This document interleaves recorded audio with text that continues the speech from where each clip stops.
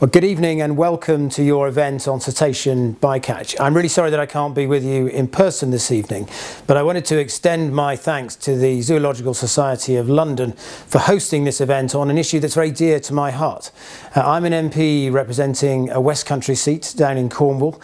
We have a lot of dolphins and a lot of cetaceans down there, and every year we do have a problem with bycatch in fishing gear, and this is an issue that I've been keen to address for some time.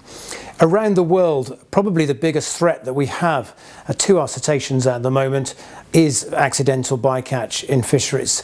And in some areas we've lost species. We've already lost the baiji, which was a dolphin in Chinese rivers, and we have at the moment under threat the maui in New Zealand and the vaquita as well in Mexico, with just a handful of these beautiful species left. When it comes to bycatch, though, it's not for me just an issue of conservation. There's another issue which is important, and that is animal welfare. These creatures, when caught and entangled in nets, suffer the process of asphyxiation as they don't drown, they asphyxiate, and this is a terrible tragedy for the welfare of these beautiful animals, and we care about these beautiful mammals, we protect them around the world, and it is right that in our own waters we should do more to try to protect them as well.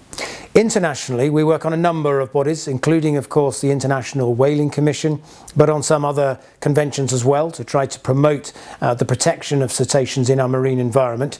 But we're increasingly looking at doing more domestically. DEFRA and the UK government already fund the cetacean strandings monitoring programme, which is run by the Institute of Zoology. And in addition, we also fund as well the cetacean bycatch monitoring programme run by the Sea Mammal Research Unit. Last year we asked the SMRU to do some more detailed work on the problem of cetacean bycatch. Their conclusions, perhaps not surprisingly, was that there is a particular hotspot, a particular problem down in the southwest where we have most of our cetaceans and where we have also a lot of fishing activity, and that is causing challenges.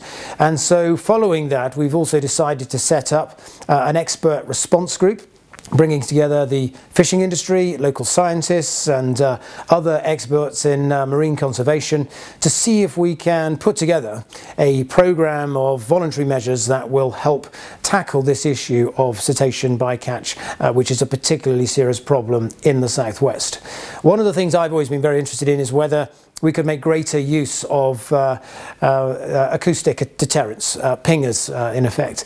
And these have been used quite effectively, I think, on some of our larger vessels to ensure that we don't get cetacean bycatch in fishing nets. It's a complex area. If you get it wrong, it can act as a dinner bell and actually bring cetaceans closer to your nets. And we're also obviously acutely aware of the problem of noise pollution, which is another threat to our marine mammals. But it is an area that we're keen to look at further. Could we deploy these more effectively? Should we be looking at other areas, other changes to gear types, for instance, restricting certain gear types in particular hotspots, or indeed having closures in parts of the waters as well where we have a particular problem. So it is a very complex agenda, as always, when we discuss the marine environment, but a very important agenda in my view. I'm sorry again that I can't be there, but I do wish you a very fruitful discussion on this important topic this evening.